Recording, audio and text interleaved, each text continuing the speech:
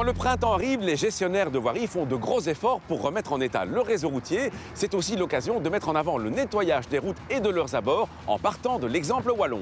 Le fait évidemment de respecter l'environnement, c'est un geste bien sûr pour l'environnement, mais également pour la sécurité de tous, puisque les déchets peuvent éventuellement boucher les avaloirs et augmenter le risque d'aquaplanage.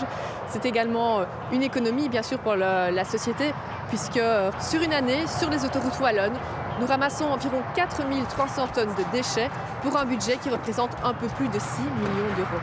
Et enfin, c'est un geste pour la sécurité, et bien tout simplement du personnel, parce qu'il faut savoir qu'assurer la propreté sur les autoroutes, c'est évidemment faire travailler des hommes sur les bermes latérales et centrales des autoroutes. Ce sont donc des endroits où les hommes sont à pied, à forte proximité, avec un trafic qui roule extrêmement vite. La Sofico et Wallonie Plus Propre s'associent donc pour réaliser une campagne qui va promouvoir la propreté sur nos routes.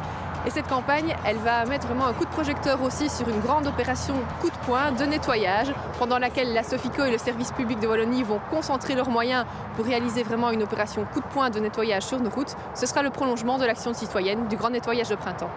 À côté de toutes les opérations de nettoyage des routes, il y a aussi les chantiers de réfection du réseau, comme ici à Reyers, qui est un bon endroit pour en parler. Il y a surtout beaucoup de travail avec l'arrivée du printemps. Déjà en temps normal, Bruxelles Mobilité réalise beaucoup de chantiers ici dans la capitale pour refaire l'espace public, pour rénover les infrastructures qui en ont bien besoin. Avec le printemps arrive la période de l'asphaltage. Donc vous risquez en tant qu'automobiliste de rencontrer de nombreuses zones en chantier.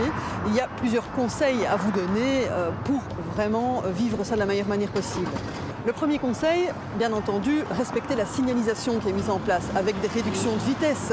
Donc limiter sa vitesse en amont du chantier afin de ne pas arriver trop vite face aux ouvriers, face aux engins de chantier. Ça peut être extrêmement dangereux. Il en va parfois de la vie des hommes qui travaillent sur le terrain. En cas de chantier, vous risquez aussi de rencontrer une réduction de bande sur une seule file. Et donc appliquer, en cas d'embouteillage, le principe de la tirette afin de fluidifier la circulation. Soyez particulièrement attentifs également aux ouvriers qui jouent le rôle de signaleurs. Donc ils peuvent vous indiquer le passage de véhicules dangereux, qui vous enjoignent de vous arrêter pour laisser passer un convoi. Donc respectez les injonctions de ces ouvriers qui ne sont pas des agents de police, mais qui assurent la sécurité sur le chantier. Et dernier point, soyez particulièrement attentifs, particulièrement en milieu urbain, aux usagers faibles. Eux aussi peuvent être désorientés par la situation. Ils doivent trouver des nouveaux endroits pour traverser. Les passages piétons ont parfois été supprimés. Il y a des signalisations pour que les cyclistes se remettent parfois sur la voirie avec une piste cyclable interrompue. Donc soyez attentifs, faites-les passer en priorité.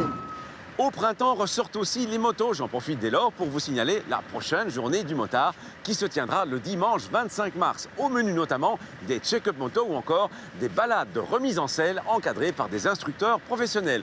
Toutes les infos nécessaires peuvent être retrouvées via votre moteur de recherche favori.